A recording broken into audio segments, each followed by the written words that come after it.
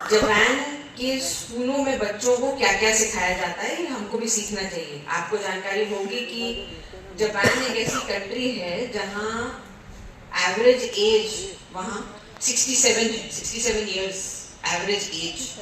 हम लोग के यहाँ 60% of the population is below 25 और वहाँ एवरेज एज ही 67 है।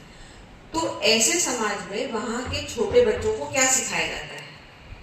वहाँ के छोटे बच्चों को सिखाया जाता है खेल कूद, साफ सफाई, अपने दिमाग को पूरे टाइम एंगेज रखना, मेंटल एजाइलिटी जिसे कहते हैं, ये सब सिखाया जाता है। इसलिए आप देखेंगे कभी भी कोई इवेंट होता है जापान में, तो वहाँ के जैसे स्पोर्ट्स इवेंट होता है तो लोग पूरा स्टेडियम उसके बाद मिलके साफ करते हैं।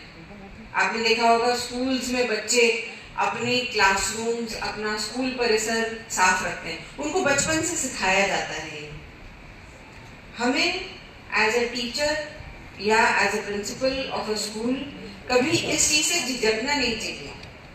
कभी कभी मीडिया स्क्रूटनी के कारण हम लोग झिझक जाते हैं, हम लोग उचित चीज नहीं सिखाते, क्योंकि हमको लगता है कि अगर हम ये सिखाएंगे और कल को कहीं पेपर में आ गया तो बिना वजह एक विवाद बनेगा।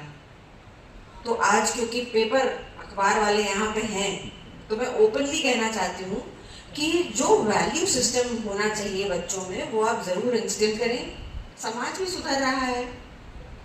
इन चीजों के बारे में, इन पहलों के बारे में यदि अखबार के माध्यम से लोग पढ़ेंगे तो उसका तिरस्कार नहीं करेंगे, उसका सम्मान ही करेंगे। जो स्किल सेट की मैंने बात की कि हम बच्चों में, आगे आने वाली पीढ़ी में कुछ ऐसे स्किल्स ट्रांसफर करें जो उनको किसी भी परिस्थिति में काम आए, उस पे आप as a school, as a समाज आप जरूर उस पर मंथन करें। मेरा आग्रह है कि जो 3 R's मैंने बताए, रीडिंग, राइटिंग और अरिथमेटिक के साथ साथ एक चौथा R जिसे कहते हैं रेजिलियंस, हम अपने बच्चों में जरूर डालें। उनको आगे आने वाले समय के लिए उनको तैयार करें। किसी भी छोटी छोटी चीज से हताश ना हो, किसी के कहे से बहक ना जाएं।